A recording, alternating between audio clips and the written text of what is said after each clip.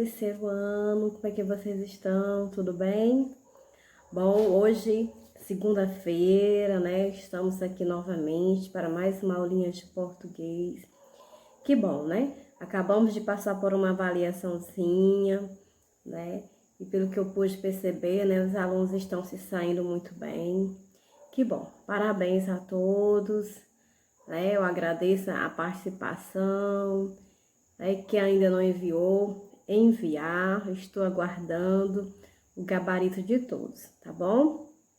Então, só relembrando, não precisa me enviar a foto da prova, apenas a foto do gabarito com o nome do aluno, tá bom? Não esqueça de identificar de quem é a prova, certo? E enviar no meu PV, tá? Bom, então hoje, né? Nós vamos fazer a correção da atividadezinha que a gente ficou no livro, que foi uma interpretação de texto, que foi na página 61.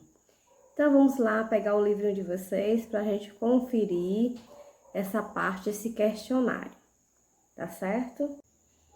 Bom, então agora acompanhe a leitura comigo e responda com atenção, tá certo? Então, aqui nós temos o seguinte: o texto que você leu é um texto expositivo. Quem o escreveu, ou seja, quem é o autor no caso? Bom, Marcos André Carvalho Lins. Segundo, quem parece ser o público leitor desse texto? Ou seja, quando ele pergunta o público leitor, para quem é destinado? Que tipo de pessoas estão destinadas a esse texto? Como é possível saber disso? Bom, então, no caso, quem é o público destinado é interessados em animais em extinção e em preservação de animais, biólogos, professores de ciências. Então, todas essas pessoas aqui são as pessoas que estão destinadas a ler esse texto, ou seja, para quem esse texto está sendo destinado.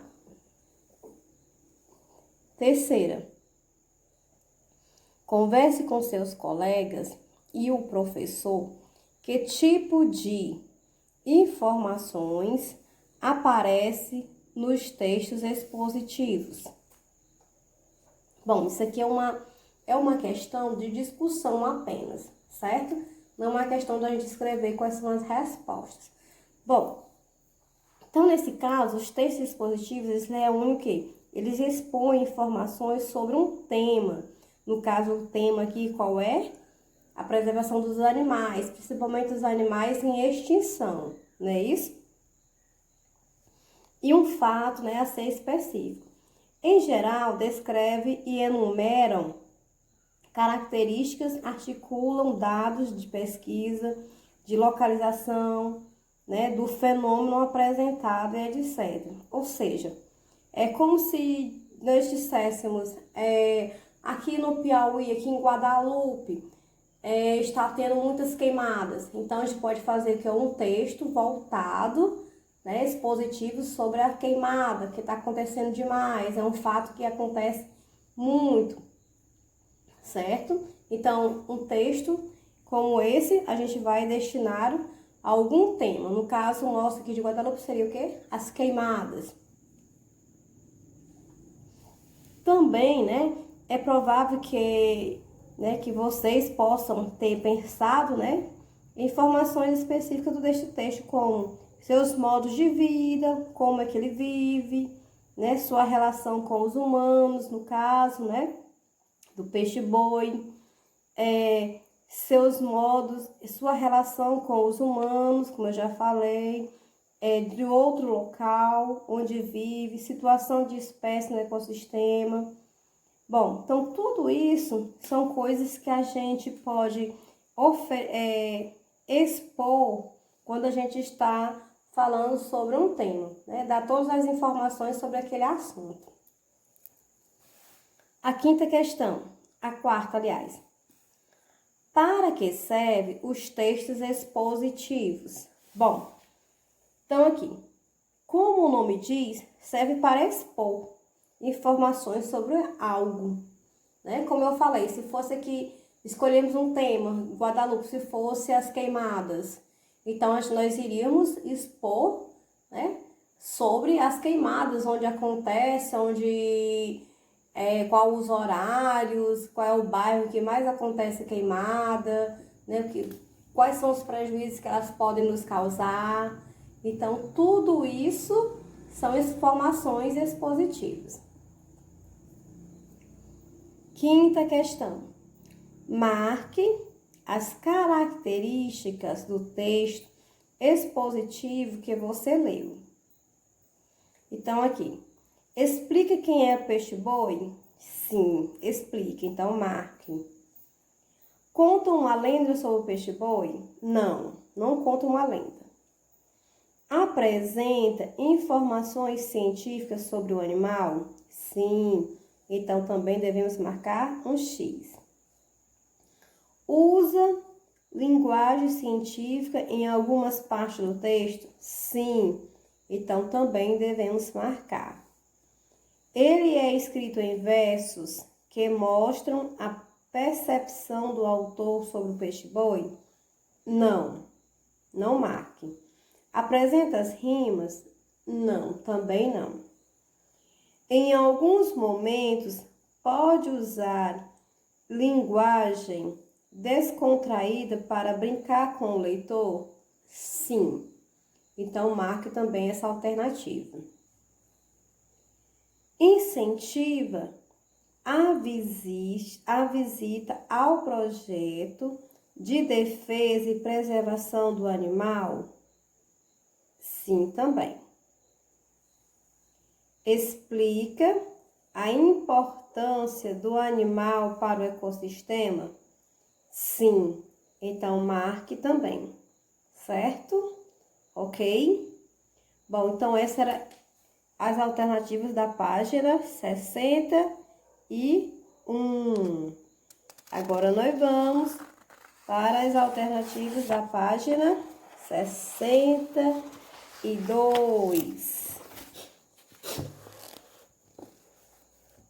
Bom, então aí nós temos o seguinte, né, na página 62. A questão de número 6. Releia o texto. Ao mudar de assunto, o autor continua escrevendo na mesma linha ou muda de linha? Muda de linha. E essa mudança de linha, ela é chamada de parágrafo, certo? Então, quando eu estou aqui dentro de um tema, que nós estamos conversando, e de repente a gente faz o quê? A gente termina aquela parte, aquela explicação, e vai começar uma outra explicação sobre o mesmo tema.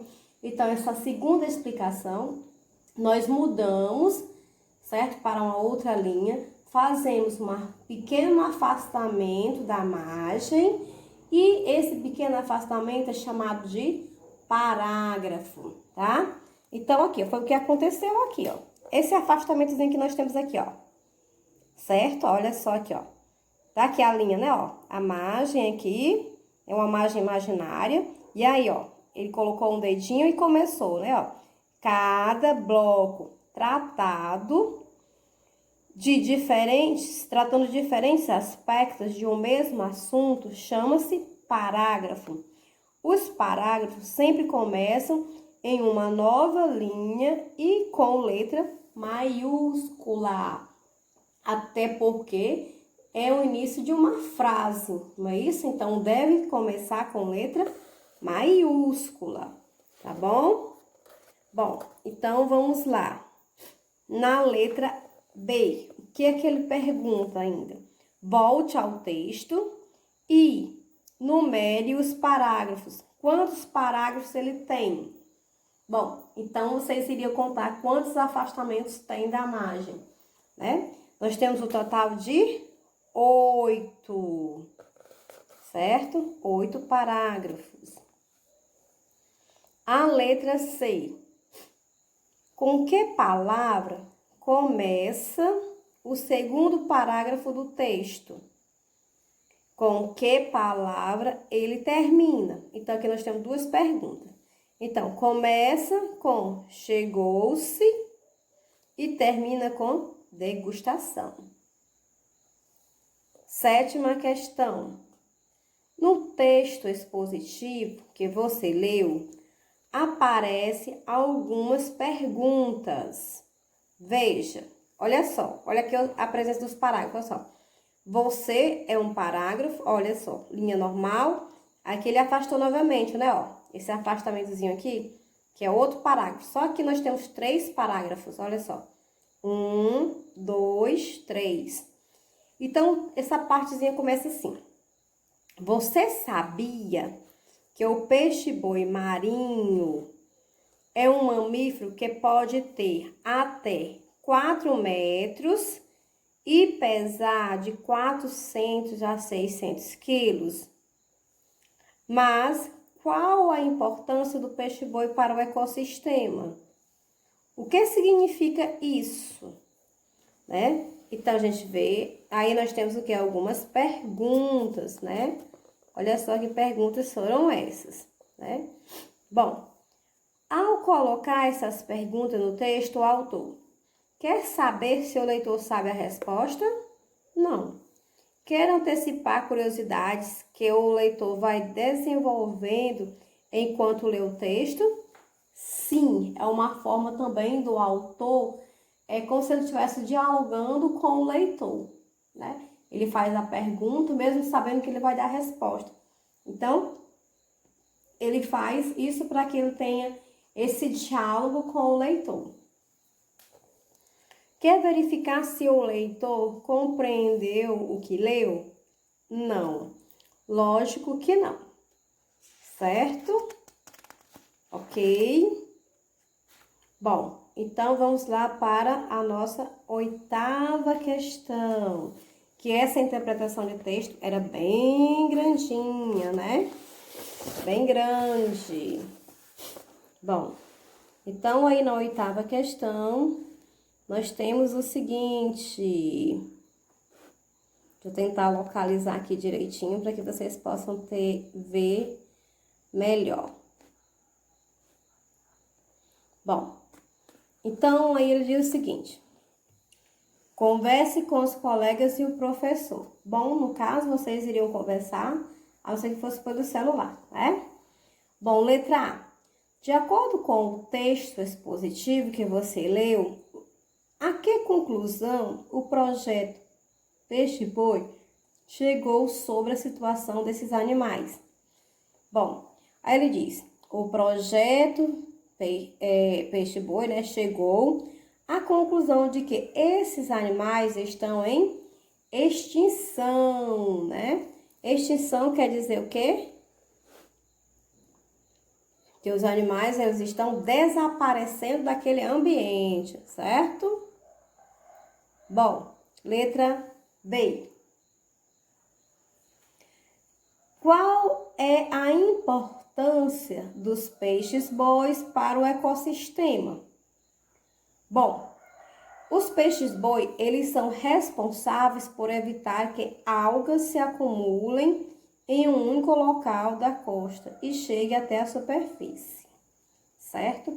Essa é a função do peixe-boi, porque eles se alimentam das algas. Letra C. O que está levando a espécie ao desaparecimento? Olha só, a pesca predatória, que no caso, quem faz isso? O homem, né? O homem que faz isso, faz esse tipo de pesca, né? A 9ª. O texto da reportagem considera que o único predador do peixe-boi é o homem. Releia o 2º parágrafo do texto expositivo e grife o texto que mostra o homem como predador do peixe-boi. Bom, então é uma pequena partezinha lá, né? Depois a gente vai voltar ao texto e vamos conferir. Bom, a 10ª. Compare os 2 textos que você leu neste capítulo. Letra A. Que informações da faixa verde ao final da reportagem aparece também no texto expositivo? Olha só, as informações comuns são o peso, o comprimento do animal, a conservação da espécie e a população, tá? B. Que informações do texto expositivo completam as apresentadas na reportagem? Olha só quais são. As informações complementares são referentes à importância do peixe-boi para o ecossistema. 11. Releia o trecho abaixo e observe a parte destacada. Então, aqui nós temos um pequeno textozinho no quadro, né? Então, acompanha aí a leitura desse pequeno texto, que diz o seguinte. Trocando em miúdos. Os peixes-bois não só evitam que algas se acumulem num único local da costa, como também impedem que alcance a superfície litorânea e dificultem a vida marinha nesses locais. Bom, isso daqui foi a resposta da letra B da 8ª questão, tá? Bom, então aqui na letra A, diz o seguinte. Converse com os colegas e o professor sobre o significado dessa expressão, trocando em miúdos. O que quer dizer trocando em miúdos? Nesse caso, né? Quer dizer que o autor pretende explicar algo que ele registrou antes de um modo mais complexo, ou seja, ele quis facilitar a explicação dele. Ele explicou primeiro de uma forma que não foi tão fácil, e aí ele buscou uma outra maneira de explicar aquilo que ele já tinha falado anteriormente, certo? Por isso que ele fala essa expressão trocando em miúdos, quer dizer, explicando novamente de uma maneira mais fácil, é isso que quer dizer, tá? A letra B. Quais das expressões a seguir poderiam aparecer no lugar dela? Olha só. Esclarecendo, certo?